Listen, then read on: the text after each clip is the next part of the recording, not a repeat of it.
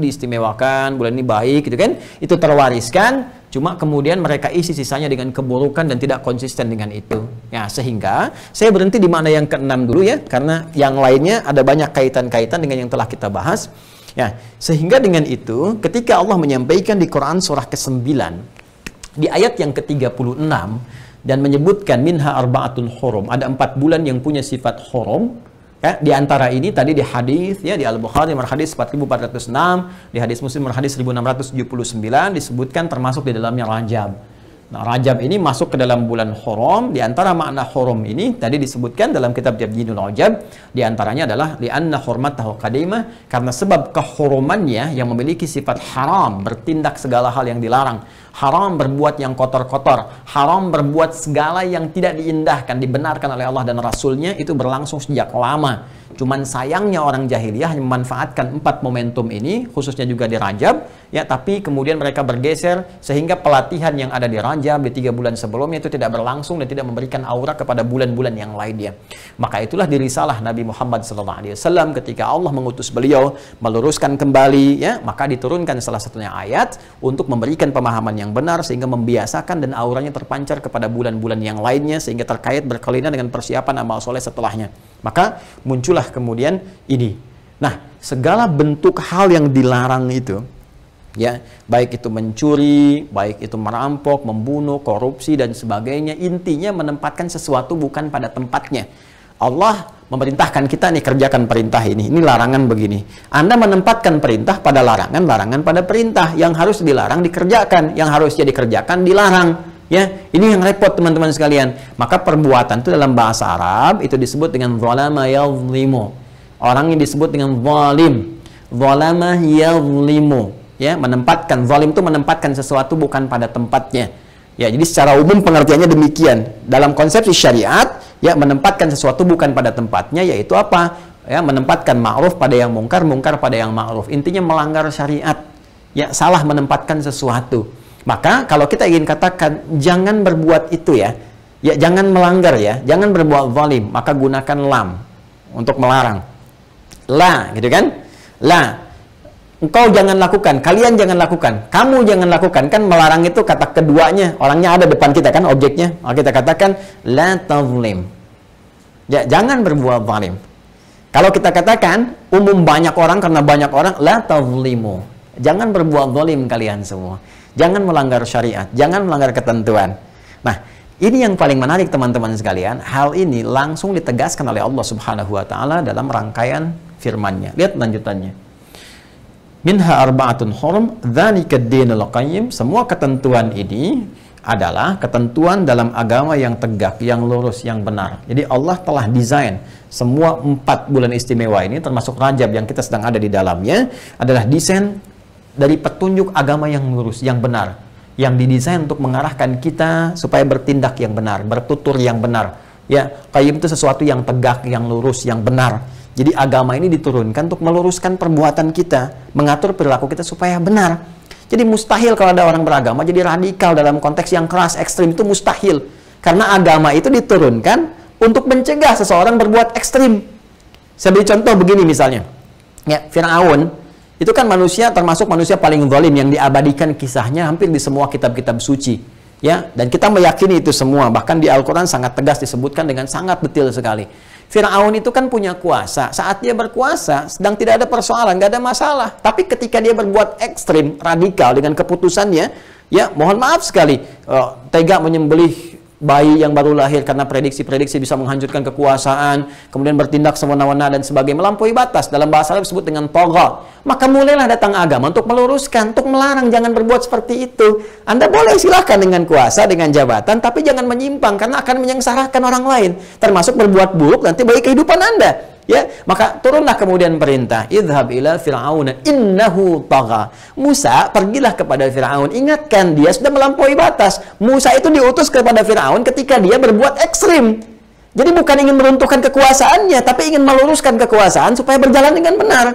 Ya, Musa dengan Harun menjelaskan kepada Qarun, ya Qarun itu bukan dilarang kaya, Qarun silahkan kaya, tapi ketika kekayaan Anda digunakan untuk yang sewenang-wenang, kekayaan Anda digunakan untuk menyakiti orang lain, kekayaan Anda digunakan dengan tidak benar, agama datang untuk menjelaskan itu tidak baik.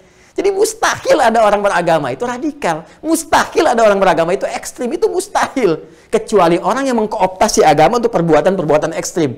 Makanya saya sering katakan kalau ada orang mengaku muslim, ya, atau misalnya mengatakan Islam tapi ngajak tembak ini, bom ini, bunuh ini dengan cara yang tidak benar, cepat tinggalkan. Karena itu hanya mengambil label saja. Ya, jadi nggak benar. Apalagi kalau ada orang mengatakan Islam radikal, itu kurang sehat itu. Kurang sehat. Karena Islam itu nilai agama, keyakinan. Ingat, dan Islam ketika membawa nilai-nilai itu menjelaskan pada kebaikan. Jadi bukan Islamnya yang salah. Yang salah itu muslim, oknum, yang mengambil nilai keislaman untuk mengkooptasi digunakan pada yang jelek. Jadi saya selalu katakan gini, kalau pecinya kurang masuk kepada kepala, jangan kepalanya dipotong, Joni. Pecinya perbaiki. Balik ke sini, tuh kan? Yang mungkin agak jauh. Dzalika dinul qayyim. Jadi ini saya desain, kata Allah, sebagai bimbingan dalam agama untuk membentuk kamu berperilaku yang benar, lurus. Tapi bukan saat itu aja, Rajabnya benar, begitu Sya'bannya jahiliyah lagi. Tidak. Maka itu di masa-masa periode Islam diluruskan, dibenarkan. Maka, fala tazlimu. Tuh. Fa. Harfu 'atfin rabitin baina syai'aini bila hudud. Huruf yang menyambungkan konjungsi di antara dua peristiwa dengan cepat. Ya, peristiwa pertama menerangkan Allah tentang keutamaan bulan Haram dan Rajab termasuk di dalamnya. Ya, sifatnya dipelihara, jangan berbuat maksiat. Untuk latihan bagi kita supaya berperilaku benar. Jadi cara kita dilatih oleh Allah supaya punya perilaku yang benar, qayyim, lurus. Ya, perilakunya benar, lurus, tidak menyimpang, bagus, baik, bicaranya bagus, akhlaknya mulia dan sebagainya.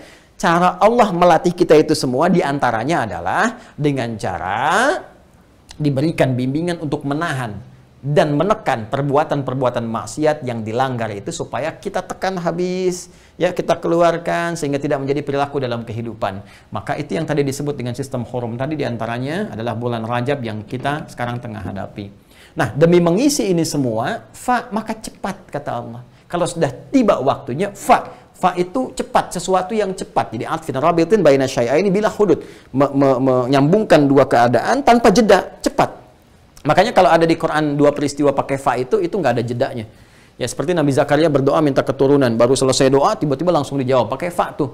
Ya, di Quran surah ketiga Ali Imran ayat 39, fanadathul malaika, pakai fa. Ya, kemudian nanti yang di surah ke-21 Al-Anbiya 83, 84, 85, 86 dan seterusnya sampai 90. Itu kalimatnya fastajabna. Kami langsung jawab.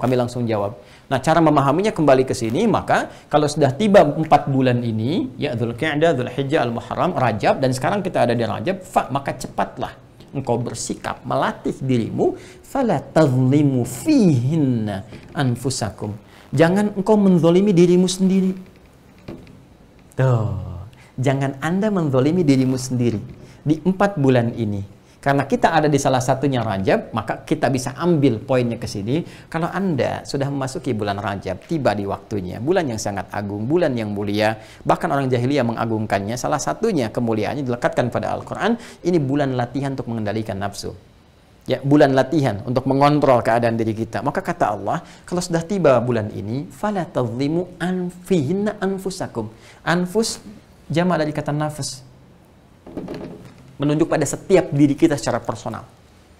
Jadi kalau sudah tiba, Anda nggak usah tunjuk orang.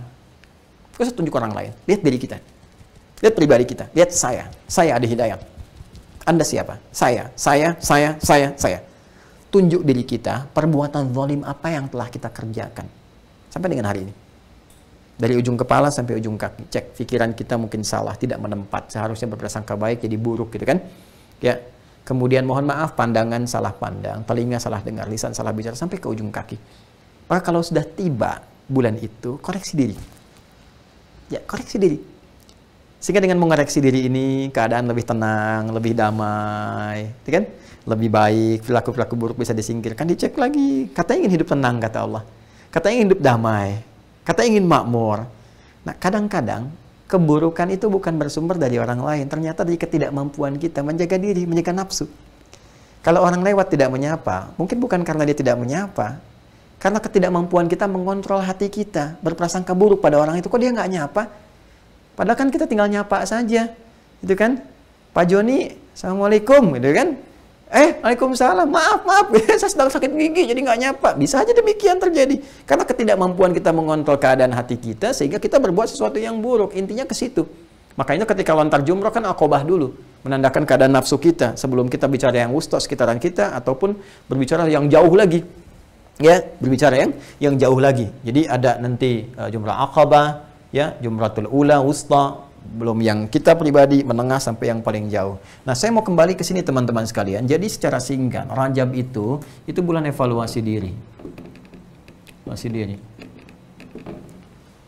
Nah, bulan untuk mendamaikan hati, gitu kan? Bulan untuk menyiapkan diri kita jadi lebih baik. Kenapa?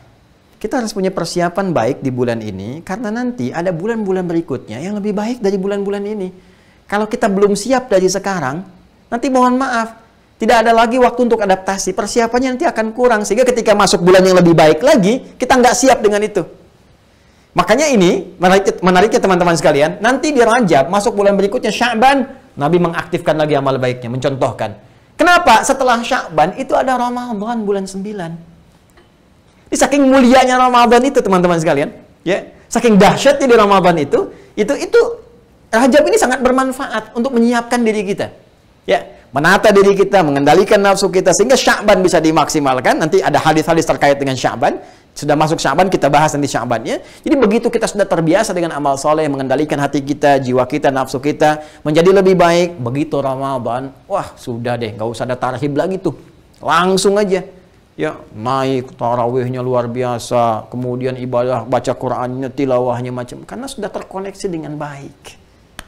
Ya, jadi Rajab itu pada awalnya adalah inti untuk mengoreksi diri. Makanya ada yang menyebut Rajab dengan bulan istighfar. Ya, bulan istighfar, bulan memohon ampunan, bulan maksudnya mengoreksi diri kita. Kalau merasa banyak dosa, istighfar, itu jalannya. Ya, para ulama mengambil hukum-hukum tertentu, melihat dari pemaparan-pemaparan ini, baik di Al-Quran, penjelasan di hadis-hadis Nabi Sallallahu Alaihi Wasallam, contoh-contoh yang ada, gitu kan, maksimalkan kepada kita. Nah, sekarang secara singkat teman-teman sekalian, kalau kita ingin mengevaluasi diri, bagaimana caranya? Ya, nah ada amalan yang cepat dan singkat teman-teman sekalian, untuk bagaimana bisa mengendalikan nafsu. Sebenarnya banyak amal-amal soleh, caranya dengan beramal soleh. Tapi di antara sekian amal soleh itu yang paling efektif untuk bisa mengatasi ini semua adalah puasa.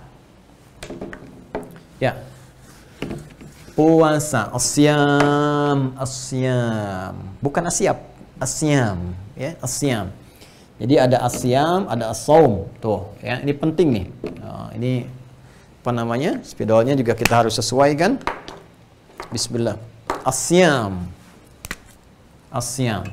Karena itu ada spesifik, ya, tentang keterangan dari Nabi Sallallahu Alaihi Wasallam tentang puasa di bulan-bulan hurum. Jadi disepakati oleh para ulama, ulama sepakat, Nabi nyampaikan, ulama sepakat, kan? Nabi yang nyampaikan, kemudian di-share oleh para sahabat, di-like oleh para tabi'in, di-komen oleh para ulama tafsir, semua sampai kepada kita, sampai dengan detik ini. Ya, jadi ada kebolehan menunaikan puasa di bulan-bulan hurum, Dzulqa'dah, Dzulhijjah, kemudian Al-Muharram termasuk Rajab. Jadi kalau kita mau puasa di bulan Rajab pun ada sunnahnya. Sunnahnya apa? Pertama, dalil umum adalah kebolehan puasa di bulan-bulan Al-Hurum. Al-Hurum, ya. Silahkan. Tujuannya apa? Ini salah satunya. Untuk bisa mengoreksi diri, muhasabah, introspeksi diri. Karena apa? Siam itu, puasa itu punya dua keunikan. Ya. Dia punya karakter khas yang membedakan dengan ibadah lain. Ya, jadi nanti ada perbedaan. Al-Quran punya sendiri, sholat punya sendiri, siam, puasa punya sendiri. Ya, puasa itu saat dikerjakan, pertama, bisa meningkatkan atau menghadirkan percepatan beramal soleh. Amal soleh. Jadi kalau orang sedang puasa, peningkatan itu luar biasa. Jangankan yang fardu, yang sunnah pun, yang biasanya enggak, dikerjain. Kalau nggak percaya silahkan, dorongannya kuat sekali. Ya, Masya Allah, biasanya sholat fardu, sekarang sunnah jadi naik. Ya, silahkan cek deh waktu Ramadan tuh kalau kita sedang puasa. Ya, bahkan para ibu-ibu itu berebut nyimpan sejadah di masjid, memperebutkan saf pertama, itu tujuannya bukan isya, buat tarawih. Ya, nyimpan mukena, kan ada ya masa-masa itu yang sangat kita mendambakan untuk kembali. Karena itu yuk kita selesaikan nih pandemi ini nih, bulan ini selesailah gitu kan, sehingga nanti ketika Ramadan kita bisa menikmati. Nanti insya Allah saya juga ingin memberikan anjuran luas ya untuk keseluruhan supaya kita bersinergi semua menuntaskan ini semua ya. Nah, ini ngejar kan. Jadi ada kondisi saat puasa itu, ya jangankan fardu, tertinggal sunnah itu bisa gelisah. Itulah puasa. Ya. Berinfak itu orang di waktu biasa kalau nggak puasa minta di depan mata belum tentu diberi. Tapi saat puasa yang nggak ada dicari-cari. Mana fakirnya, mana yatimnya, mana du'afanya dan sebagainya. Bisa nyari. Dan dahsyatnya siam yang kedua bisa menekan perilaku amal salah, maksiat. Meningkatkan amal soleh, menekan amal salah. Tuh, maksiat. Orang kalau puasa, udah otomatis di jiwanya itu akan menekan maksiat. Saya hampir tidak menemukan orang puasa nekat berbuat maksiat misalnya, atau sengaja berbuat maksiat. Dicegah oleh hatinya, mau berpikirnya sekian kali gitu, sekian kali. Ya, ini sangat luar biasa. Jadi yang biasa, ini kalau Ramadan mungkin koruptor libur dulu gitu kan, terus sedang puasa, ya minimalnya nggak mau batal puasanya. Yang mencela pun bisa nggak mencela. Kan saya sering bikin satu gambaran gitu kan, walaupun ada guyon tapi hikmahnya tinggi di sini. Orang biasa marah, ya biasa kalau dipancing bisa langsung marah, bisa maki, bisa apa. Dia sedang puasa, buka jam 6 kurang seperempat dimaki orang. Bisa diam nggak balas. Temennya heran, akhi, kok nggak balas? Ntar habis maghrib, habis maghrib tuh. Bisa libur dulu tuh, begitu maghrib lupa. Untuk apa saya balas? Nanti pahala puasa hilang. Pahala puasanya hilang, gitu kan? Jadi puasa itu menarik, saat yang bersamaan dia bisa menekan segala amal salah untuk berlatih, kemudian meningkatkan amal soleh. Karena itulah di waktu-waktu bulan Hurum ini kita diminta salah satunya untuk mencoba untuk meningkatkan koreksi diri kita, introspeksi dengan menunaikan ibadah puasa. Salah satunya. Karena itu kalau kita ingin tingkatkan dengan menunaikan ibadah puasa, itu sangat diperkenankan. Satu, mengambil dalil bulan Hurum secara umum. Yang kedua, ada spesifik yang Rajab ini. Ya, bahkan nanti ada riwayatnya. Dan disebutkan juga di hadis-hadis yang sahih, gitu ya, teman-teman sekalian. Nah, kalau kita ingin bacakan lebih jauh, ini saya ambilkan contohnya. Nah, ini di halaman ke-19. Poin yang kedua, dzaka syahrun yughfalun nasu anhu baina Rajab wa Ramadan al-hadits, okay? Baik, kalau kita mau baca dari pembuka paragrafnya, thumma narji'u fa naqul, kemudian kita konsen lagi dan kita menyampaikan inna amthala ma warada fi dzalika, ya kata Imam Ibnu Hajar Al-Asqalani, sesungguhnya yang paling sesuai yang tersebut terkait dengan persoalan di bulan Rajab ini, terkait dengan hukum, ibadah dan sebagainya, di antaranya marawahun Nasa'i, ya apa yang diriwayatkan oleh Imam An-Nasa'i min hadits Usama ibn Zaid, dari hadis Usama bin Zaid radhiyallahu anhuma, semoga Allah meridai kepada keduanya, qala, beliau menyampaikan, qultu ya Rasulullah, saya berkata pada Rasulullah, ya Rasulullah SAW, ya lam araka tasumu minasyuhuri ma tasumu fi Sya'ban. Ya Rasulullah, saya kok melihat Anda sering banyak puasa di bulan Sya'ban, sementara bulan-bulan lainnya saya tidak melihat seperti itu. Maksudnya di luar bulan-bulan yang biasa puasa. Bulan apa saja nanti kita lihat ya. Jadi Nabi itu terbiasa berpuasa sering di bulan-bulan tertentu, ada bulan-bulannya, tapi kelihatan di Sya'ban ini kok puasa sunnahnya lebih banyak gitu dibanding yang di hari-hari lain yang sunnah. Kalau di Ramadan sudah pasti, gitu kan? Ramadan sudah pasti. Jadi bertanya nih, apa jawab Nabi? Dzaka syahrun yaghfulun nasu anhu baina Rajab wa Ramadan. Ya, itu sebetulnya bulan istimewa yang orang banyak lupa, bukan hanya puasanya itu, ya yang bulan itu terletak di Rajab dan Ramadan. Ya, yang terletak di Rajab dan Ramadan. Jadi Sya'ban kan adanya di bulan 8, Rajab 7, Ramadan 9, gitu kan? Kata Nabi, itu banyak orang lupa. Di bulan Sya'ban itu, ya saya banyak berpuasa karena ada keistimewaan. Ya, bulan ini terletak di antara Rajab dengan Ramadan. Nanti ada kelanjutan hadisnya, pada saat itu amalan diangkat, disampaikan kepada Allah, dan saya, kata Nabi, saya sangat suka, sangat mencintai kalau amal saya diangkat dan diketahui saya sedang banyak ibadah. Dan sedang banyak ibadah itu saat puasa kan banyak ibadahnya. Nah, apa kaitan dengan Rajab di sini? Nih, lihat komentar Ibnu Hajar Al-Asqalani. Ini bukan komentar Adi Hidayat ya. Ini Imam Ibnu Hajar Al-Asqalani, dan beliau ahli hadis. Mensyarah banyak kitab hadis, ya mensyarah Syarah Al-Bukhari, punya kitab-kitab luar biasa termasuk kitab ini. Nah, kita lihat bagaimana komen beliau. Fahadha fihi isy'arun. Maka di sini kita bisa merasakan, bisa melihat ya, bi anna fi Rajab, bahwa di bulan Rajab ini musyabihatun bi Ramadan. Ini menyerupai Ramadan tingkat ibadahnya. Artinya ingin menunjukkan kebiasaan puasa. Ya. Dari mana tahunya? Teruskan. Wa anna an-nasa yashtaghiluna fihi minal ibadati bima yashtaghiluna bihi fi Ramadan. Karena banyak orang di bulan Rajab ini, di masa-masa Nabi, beliau jelaskan, itu sudah terbiasa meningkatkan ibadah. Seperti mereka berusaha meningkatkan di Ramadan. Bukan menyamakan hukum dengan Ramadan. Awas, jangan salah persepsi ya, jangan salah paham. Ramadan wajib. Ingat, Rajab sunnah biasa. Jadi kalau Ramadan itu hukumnya kuat, diikat dengan kewajiban. Tapi penting Anda tahu, saking menghargainya sahabat-sahabat di era Nabi Sallallahu Alaihi Wasallam dengan sifat hurum yang melekat pada Rajab, maka mereka berusaha meningkatkan diri. Tadi yang saya katakan, supaya persiapan ke Ramadannya makin kuat lagi. Maka mereka sejak Rajab itu sudah berusaha meningkatkan diri untuk beribadah. Ya, jadi tingkatkan baca Qur'annya, tingkatkan sholat malamnya. Udah terbiasa sholat malam, tingkatkan sholat malam, tingkatkan kemudian baca Qur'annya. Karena masuknya ada motivasi bulan hurum dan persiapan ke Ramadan. Nah, konsekuensinya apa? Karena terbiasa di Rajab itu ada dalil yang mengikat ini, Sya'ban kan belum ditemukan di Quran, nggak masuk bulan hurum. Akhirnya melemah di Sya'ban. Ya, ketika melemah itulah Nabi memotivasi lagi, jangan lemah di sini karena Sya'ban punya keistimewaan lain lagi, kata Nabi. Ya, dan bahaya nanti kalau melemah di Sya'ban, Ramadan makin turun. Ya, jadi di sini Nabi ingin mengingatkan bahwa jangan lupakan Sya'ban juga kalau ingin ibadah. Kalau ingin puasa sunnah bisa, silahkan perbanyak di Sya'ban. Tapi dalil ini sekaligus menunjukkan bahwa para sahabat juga mereka terbiasa di bulan Rajab untuk menunaikan ibadah dengan meningkat. Salah satunya dengan apa? Dengan puasa, ya, dengan meningkatkan sholat malam dan sebagainya. Kemudian wa yaghfuluna an nadhiri dzalika fi Sya'ban, dan mereka melupakan bahwa banyak keutamaan-keutamaan serupa yang didapatkan di bulan Sya'ban, ya, seperti Rajab yang mereka kerjakan. Lidzalika kana Rasulullah sallallahu alaihi wasallam yasumuhu, karena itulah Nabi sallallahu alaihi wasallam beliau terbiasa memperbanyak puasa di bulan Sya'ban. Wa fi takhsisihi dzalika bi shaumi isy'arun bi fadli siyam Rajab. Ya, dan ketika beliau mengkhususkan puasa sunnah itu di bulan Sya'ban dengan mengikatnya dan menyambungkan ke suasana Rajab, ya isy'arun bi fadli siyam Rajab, ini menunjukkan ada keutamaan untuk menunaikan puasa sunnah di bulan Rajab. Nah, jadi kalau ada yang bertanya, Ustaz, apakah boleh berpuasa di bulan Rajab? Boleh. Apa dalilnya? Ini yang tadi saya sampaikan. Komennya dari Ibnu Hajar Al-Asqalani, ahli hadis yang disepakati. Ya. Nah, kemudian wa anna dzalika kana minal ma'lumi al-muqarrar ladaihim, dan itu adalah perkara yang mereka sudah pahami dan sudah tetap di masa mereka. Jadi jadi kebiasaan. Nah, ini yang kesalahpahaman di sini. Ya, kadang-kadang langsung bid'ah misalnya kan, nggak boleh apa. Kita baca dulu, lihat dulu, mungkin ada salah persepsi, salah pemahaman. Jadi ada yang membacanya begini, hadis ini dibacanya dengan persepsinya seperti ini. Persepsinya, Nabi kok biasa puasanya di Sya'ban bukan di Rajab. Nah, ini berarti belum tuntas bacaannya. Ya, kenapa? Karena Nabi menghidupkan bulan Sya'ban untuk puasa itu untuk menunjukkan kesan kepada para sahabat, jangan cukupkan di Rajab aja bermujahadah.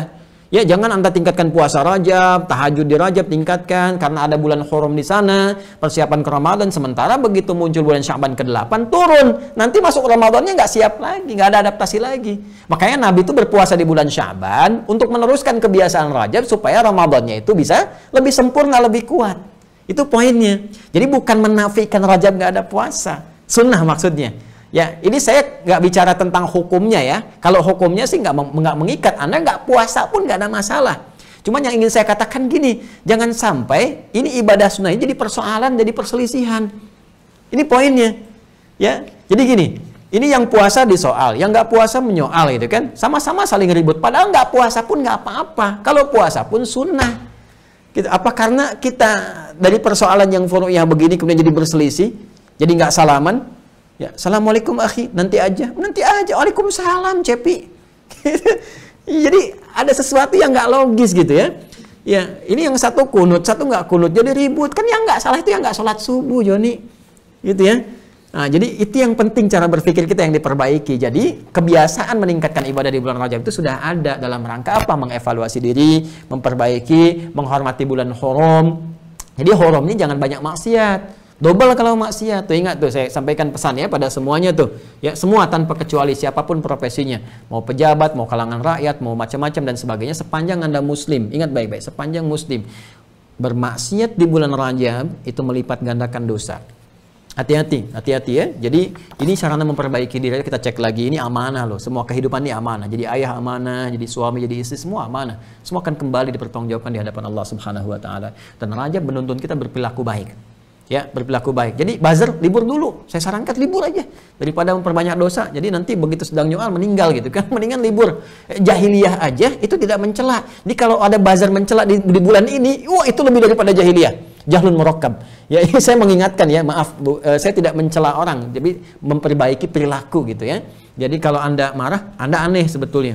Ya, aneh gitu ya. Jadi orang jahiliyah aja tanpa diingatkan dia bisa liburan. Jadi kalau ada orang sekarang aktif mencela, saling ribut, saling macam-macam, seharusnya era memperbaiki diri. Jadi kalau kita gunakan dengan baik, Masya Allah, muslimnya Indonesia hampir kurang lebih 90% lah kurang lebih gitu kan.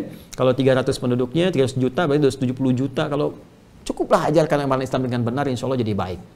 Jadi kalau bertanya tentang puasa, maka ini dalilnya ada, termasuk nanti dari rajul dari Bahiliyah, ya, orang Bahili, ketika dia datang kepada Nabi sallallahu alaihi wasallam. Ini saya bacakan hadisnya. Wa min dzalika ma rawahu Abu Dawud fi sunani qala haddatsana Musa ibn Ismail haddatsana Hammad an Sa'id bil Jariri an Abi Sadil, kemudian an Mujibah al-Bahiliyah, kemudian an abiha aw ammiha annahu ata Rasulullah sallallahu alaihi wasallam thumma intalaqa fa atahu ba'da sanatin wa qad taghayyarat haluhu wa hay'atuhu faqala ya Rasulullah, ya, ini terputus, saya tidak teruskan. Jadi ada seorang bernama dari Mujibah al-Bahiliyah, dia datang kepada Nabi sallallahu alaihi wasallam, dan setahun kemudian dia telah berubah jadi kayak kurus, enggak terawat badannya gitu kan. Sehingga Nabi itu pangling ngelihat dia. Sampai dia mengatakan, ya Rasulullah, apa engkau tidak mengenali saya lagi? Kamu siapa?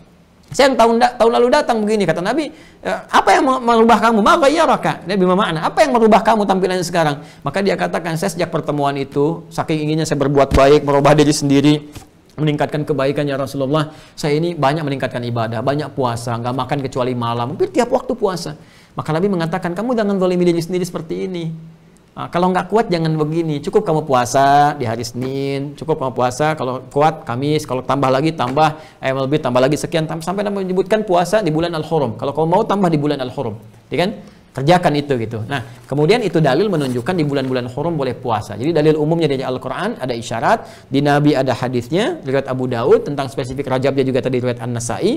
Jadi kalau Anda ingin puasa, motivasinya adalah meningkatkan ibadah. Tapi kalau nggak kuat jangan dipaksain puasa. Karena esensi dari puasa itu melatih diri untuk meningkatkan ketakwaan. Jadi kalau mungkin terjadi di pertengahan tiba-tiba, aduh udah jam 12 kok perutnya sakit sekali, jangan dipaksain, ibadah sunnah. Ya boleh hari pertama nggak pernah biasa puasa, tiba-tiba pengen puasa, nggak kuat, misalnya sampai nanti bisa berbahaya, nggak buka. Besoknya nanti lanjut sampai asar kuat, besoknya lagi misalnya sampai ke maghrib terus bertahan. Apalagi anak-anak yang latihan Bu ya, menjelang Ramadan tentang dilatih belum balik, jangan keterlaluan orang tuanya. Ya, udah misalnya buka sekarang jam 6.20 misalnya kan, anak ini udah jam 5, aduh sakit mah perut saya. Anakku berjuang berjuang apa? Udah itu sunnah, sudah buka aja, belum dihisab. Ya, udah nanti besoknya lagi kuatin lagi motivasinya begitu. Kakak tuh hebat luar biasa. Dulu Abi itu nggak asar aja nggak mampu gitu. Kadang-kadang jam 10 udah buka, masya Allah. Kakak sampai bisa jam 5. Nanti besok teruskan ya jam 6. Sekarang buka nggak apa-apa. Itu memberikan kekuatan. Ya, jadi yang didorong-dorong nggak tepat gitu ya. Nah, jadi kesimpulannya apa? Meningkatkan di bulan Rajab itu ada ibadah, tuntunan dalilnya. Jadi kayak kita mau meningkatkan tahajud, istighfar, meningkatkan taubat kepada Allah, berpuasa itu ada. Nah, cuma kadang-kadang ada yang terlalu lebay di kalangan masyarakat, terlalu berlebihan. Jadi apa? Sudah ada dalil yang benar, dalil yang sahih, dalil yang baik untuk beribadah. Datanglah kemudian ya para kreator-kreator yang kreatif menghadirkan narasi-narasi disandarkan kepada Nabi, yang mohon maaf sekali itu sumbernya bukan hanya dilemahkan, bahkan kebanyakan palsu. Maka datanglah kemudian hadis-hadis yang sangat populer sampai kepada kita. Dan ini banyak disebutkan di sini. Ya, seperti misalnya sholat tertentu yang kalau ditunaikan jumlah bilangan rakaatnya sekian, rakaat pertama baca ini, rakaat kedua baca ini, rakaat ketiga baca itu, langsung diberikan satu pahala yang sangat dahsyat. Ya, puasa hari pertama dapatnya ini, puasa hari kedua dapatnya ini, puasa hari ke-7 akan diberikan pintu surga semuanya dibuka untuk dia, hari ke-8 bebas dari neraka. Ya, kalau udah bebas bulan Rajab ngapain puasa Ramadan? Ya. Nah, nanti ya, jadi hadis-hadis yang terkumpul itu dianalisis oleh Ibnu Hajar Al-Asqalani, semua hadis yang menyebutkan pahala-pahala besar yang kayaknya sangat besar sekali khusus untuk bulan Rajab. Kemudian mohon maaf ya, dengan amalan-amalan yang cuma 1 kali, 2 kali puasa sehari 2 hari, itu beliau simpulkan, beliau analisis kebanyakannya dhaif yang sangat parah dan palsu. Ya, jadi bahkan di kitab ini beliau menyebutkan hanya 2 sampai 3 yang sahih. Yang sahih itu sebenarnya panduan umum, yang lainnya itu banyak bermasalah semua. Ya, bahkan nanti ada ulama hadis, ulama kita nih ya, Tuwafiyah, beliau sudah meninggal, semoga Allah rahmati beliau. Beliau orang sangat baik. Saya menyaksikan juga kebaikan beliau, orang yang sangat luar biasa. Itu pendiri Ponpes Darussunnah di Ciputat. Ya, imam besar Istiqlal sebelum yang sekarang ya, itu Kiai Haji Ali Mustafa Yaqub. Ya, Profesor Ali Mustafa Yaqub itu sangat luar biasa. Beliau mengarang kitab, menulis, ada buku, saya lihat ada buku juga itu hadis-hadis bermasalah, dan pernah mengutip, saya pernah baca itu. Ya, saya kurang lebih 2014-2015 lah saya pernah menemukan buku itu, saya baca hadis-hadis bermasalah, itu beliau mengutip dari kitab ini. Ya, Tabyinul Ujab fi ma warada min fadli Rajab. Itu beliau kutip keterangan-keterangan ini dan kesimpulannya sama. Jadi kalau Anda menemukan hadis-hadis tentang keutamaan Rajab, misalnya sholat tertentu, kemudian amalan puasa dapat ini, dapat itu, dan seterusnya, itu hadis-hadisnya kebanyakan hadis palsu. Hadis-hadisnya palsu, kebanyakan ada yang dhaif juga, gitu kan. Nah, dhaif ini teman-teman sebetulnya bukan nggak bisa diamalkan kalau untuk fadailul amal, keutamaan amalan. Ya, jadi kalau hadis dhaif yang tidak bertentangan dengan Al-Quran dan hadis, ya, yang hadis-hadis yang sahih, yang kuat, kemudian dia hanya berbicara tentang keutamaan amalan, ya, misalnya keutamaan untuk bisa berbuat jujur, keutamaan berbuat baik, bersedekah, yang tidak bertentangan dengan yang lain, yang sifatnya dhaif dan tidak parah, bukan 3M, ya, bukan 3M yang COVID ini, yang mencuci tangan dan jaga jarak, bukan yang itu. 3M di sini matruk, mungkar, maudhu', ya, matruk diriwayatkan oleh orang-orang yang terbiasa berbuat maksiat, ya kan, sehingga kata-katanya sering berperilaku berkata bohong, ya, sehingga nggak bisa dibedakan mana yang benar dengan yang salah, itu ditinggalkan hadisnya. Mungkar, hadis yang diriwayatkan oleh orang-orang terbiasa berbuat maksiat sehingga menjadi celak bagi agama. Jadi kalaupun dia berkata yang benar karena terbiasa berbuat maksiat, tinggalkan perkataannya, sehingga orang nggak nuduh orang Islam. Pantas hadis yang diriwayatkan oleh orang mabuk, pantas hadis yang diriwayatkan oleh orang pembegal, misalnya kan. Nah, itu ada kaidah ketat di agama. Maudhu', hadis palsu, sengaja dibuat, memang dipalsukan, walaupun isinya baik tapi palsu. Ya, jadi kalau Anda menemukan riwayat yang baik maknanya, udah, jangan sebut hadis, itu beres gitu. Ya, tapi kalau dinisbatkan kepada agama, pada tuntunan ibadah, itu ditinggalkan, Anda sepakat. Jadi kalau ada terkait dengan ibadah, nggak bisa dipakai hadis dhaif. Ya, apalagi yang palsu. Ya, seperti misalnya gini, orang yang sholat di malam bulan Rajab tertentu, rakaat pertama dia baca ayat ini, kedua Al-Ikhlas sekian kali, itu hadisnya palsu. Ya, palsu. Kemudian ada hadis lagi misalnya tentang keutamaan puasa hari pertama dapat ini, kedua ini, ketiga ini, hari ke-7, 8, itu palsu juga. Jadi banyak yang terkait Rajab ini, orang ingin memberikan motivasi, cuman caranya keliru, caranya salah. Jadi bukan gak ada amalan, amalannya ada, cuman dasarnya gunakan dasar yang benar kan ada, yang salahnya kita tinggalkan. Nah, ini penting saya klarifikasi juga, karena biasalah ada pemburu konten di YouTube itu, kadang-kadang suka motong video saya, ntar dibandingin sama ustadz lain. Nih Ustadz Adi Hidayat kurang pengetahuan, dipotongnya aja tuh, disebutkan yang dhaif, yang palsunya. Keterangan saya dari awal tadi, teman-teman sekalian, sampai akhir ini itu nggak disampaikan, sehingga terkesan nanti dibandingkan dengan ustadz lain. Udah tahu Rajab bulan koreksi diri, dia membuat masalah gitu, ya. Makanya saya sering katakan nih, teman-teman ya, yang channel-channel nggak pada izin, pada apa, yang bikin thumbnail, kadang-kadang bikin judul provokatif yang bukan dari kita. Ada Al-Muwatta, Ruang Ustadz, apalagi tuh saya pernah diperlihatkan itu ya. Ya, padahal kalau mau komunikasi dengan tim kita juga itu akan diberikan jalannya. Ini boleh, silahkan, begini caranya, ini dan seterusnya. Kadang-kadang dibikin thumbnail hanya untuk mengejar orang melihat, subscriber, tapi ngumpulin dosa, gitu, nggak akan berkah di situ. Untuk apa? Kalau ada jalan yang baik, kenapa mencari yang tidak baik? Ya, jadi saya mengingatkan saja ya, supaya benar perilakunya, apalagi di bulan ini gitu, bulan ini. Ya, Ustadz Adi mau komentari ini, Ustadz Adi, untuk saya nggak pernah komentar kok, ditulis komentarin, kan udah dosa tuh. Ya, jadi ini yang saya sampaikan untuk bulan Rajab ini. Kita bisa meningkatkan peluang diri kita untuk beribadah, salah satunya persiapan ke Ramadan, menghormati bulan haram, jangan berbuat dosa, dan Allah mengatakan wa'lamu anallaha ma'al muttaqin. Kalian mesti tahu, kata Allah, Allah akan menyertai orang-orang yang meningkatkan takwa. Muttaqin itu orang-orang yang meningkatkan takwa. Dan takwa itu bukankah tujuan utama saat Ramadan? Al-Baqarah 183, ya ayyuhalladzina amanu kutiba alaikumusiyam kama kutiba alal ladzina min qablikum la'allakum tattaqun. Jadi tujuan utama puasa di Ramadan membentuk karakteristik takwa. Latihannya bisa kita mulai perdana di bulan Rajab ini supaya terbiasa punya kekuatan yang kita bawa untuk sampai ke bulan Ramadan, selain pengagungan, penghormatan terhadap bulan haram.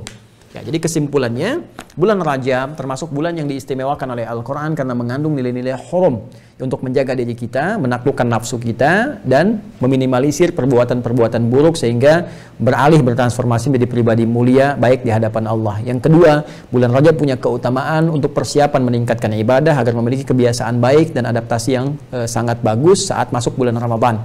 Karena itu Nabi SAW memberikan sebuah contoh yang berkesinambungan baik di Rajab, ya, kemudian ke Sya'ban, sampai nanti masuk ke Ramadannya. Jadi ini bulan yang sangat penting. Yang ketiga kesimpulannya, bulan Rajab itu punya landasan-landasan keutamaan untuk beramal, tapi juga banyak hadis palsu yang dhaif parah juga yang bertebaran di masyarakat, yang ini tidak harus dijadikan sebagai sandaran. Jadi kalau Anda ingin taubat, silahkan banyak taubat di bulan Rajab, boleh. Salat malam dihidupkan, boleh. Tiap malam sholat, boleh, silahkan. Tiap malam sholat, tiap malam taubat dalam sujud, ya, sholatnya sambil taubat kepada Allah, ya, minta ampunan, minta rahmat, silahkan. Siangnya mau puasa, boleh, sekuat Anda. Diperbanyak, boleh. Ya, mau nanti Misalnya besok libur dulu lah, Jumat ya, Sabtu Ahad saya mulai Senin, Selasa Rabu mau puasa silahkan, Kamis puasa lagi silahkan, Jumat libur silahkan, mau sehari puasa sehari tidak silahkan, mau Anda terus puasa boleh sepanjang Anda kuat.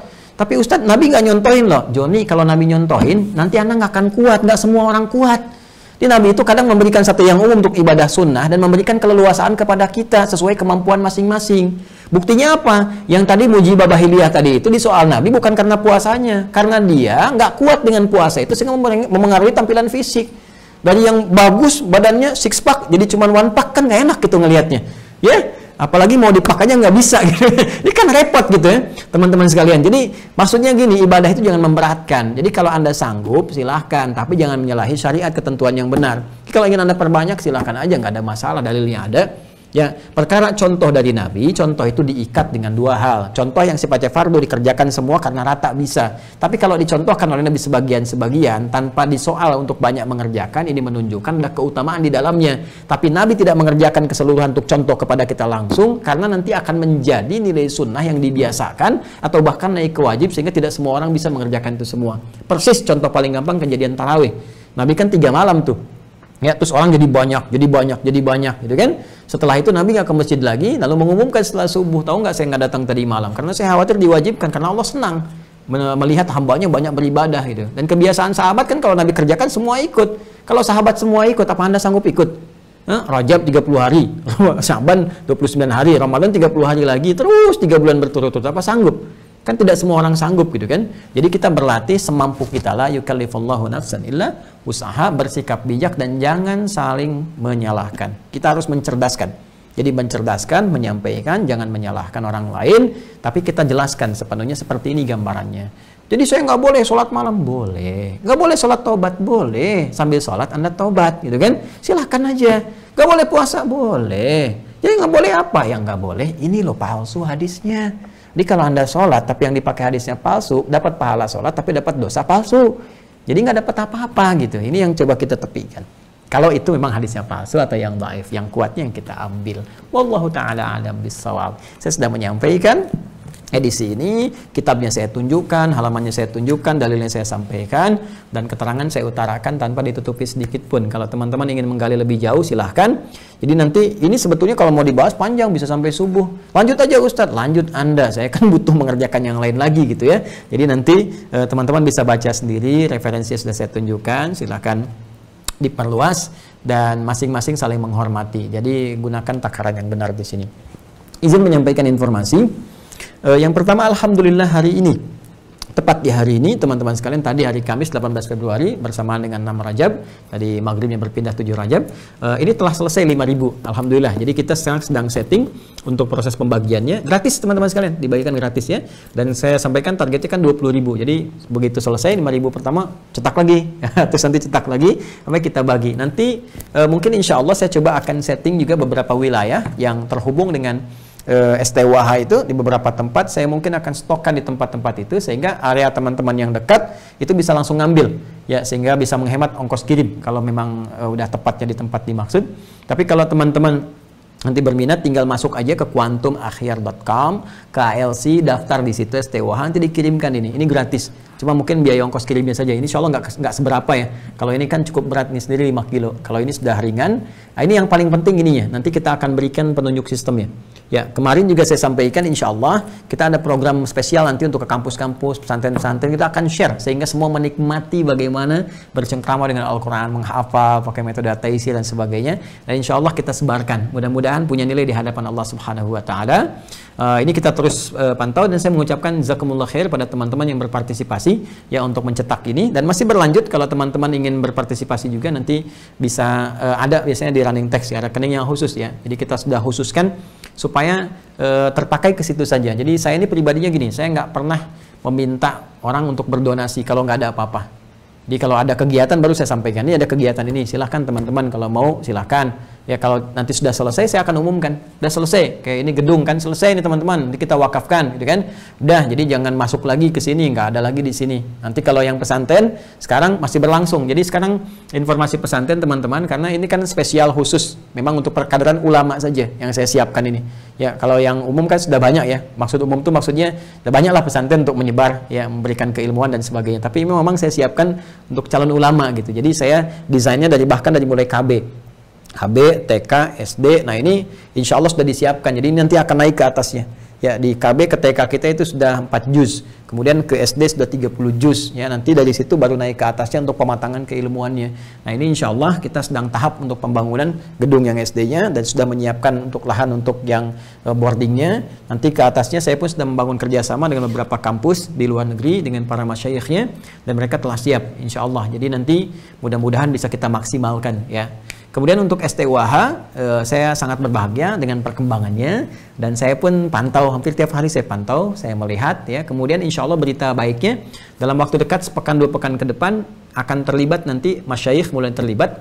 Pertama yang akan dari Al-Azhar akan juga terlibat dalam mengecek ya. Jadi nanti talakinya nanti Anda setoran, nanti insya Allah ada masyayikh dari A, dari B, nanti dengarkan langsung. Kemudian merespon, membenarkan dan sebagainya terhubung dengan Anda. Untuk sementara kita di Al-Fatihah dulu ya. Hotline Al-Fatihah teman-teman yang mau cek boleh nanti daftar aja dulu masuk, nanti bisa ngecek secara langsung ya. Jadi nanti ditelepon, nyambung. Kadang-kadang saya juga di situ yang mengetesnya, cuman mungkin nggak sadar kalau itu saya gitu. Jadi kan saya nggak menyampaikan ya, dengar, saya perbaiki gitu. Jadi nanti bisa ada kesesuaian. Kemudian nanti saya akan buat pengumuman terkait dengan informasi saya yang pekan lalu. Saya ingin ajak seruan bersama. Mungkin nanti saya akan ambil momentumnya ya, supaya kita bisa bersinergi sama-sama untuk mengatasi pandemi yang sekarang sudah setahun. Saya kira cukup ya, jangan terlampau lama. Karena kembali kepada kita. Ini kalau terlama-lama juga ini bisa jadi kita harus bertanya pada diri kita, ini mau kemana arahnya gitu kan. Jadi saya berkeinginan kuat ingin mengajak kepada keseluruhan, nanti saya siapkan waktunya kita semua bareng-bareng gitu kan, bersinergi keseluruhannya ya. Utamanya kita kasih contoh di jamaah-jamaah kita semuanya teman-teman sekalian. Udah, pokoknya sebelum Ramadan selesai ya, sebelum Ramadan selesai kita nanti akan disiplin mitigasi wilayahnya gitu kan. Kemudian yang kena kita mintakan karantina dan sebagainya, nanti kita support juga bagaimana meningkatkan imunnya dan sebagainya. Nah, saya harap juga nanti dari MUI, dari BPOM dan sebagainya juga ya bisa menyampaikan informasi secara lengkap terukur. Ya, kalau nanti terkait vaksin itu bagaimana, nanti MUI menjelaskan kehalalannya seperti apa gitu kan. Kemudian BPOM juga menjelaskan, kumpul bareng-bareng, contohin dari semuanya gitu kan. Nah, sehingga diberikan penjelasan yang benar dan masyarakat tidak ragu atau bahkan panik atau bahkan isu-isu yang liar dan sebagainya. Ya, nanti kan itu yang bagi yang belum kena Covid gitu kan, dan semoga tidak kena gitu kan. Nah, kalau memang tidak dibutuhkan seperti apa sehingga komunikasinya enak gitu. Tidak ada hal-hal yang riuh di masyarakat dan sebagainya.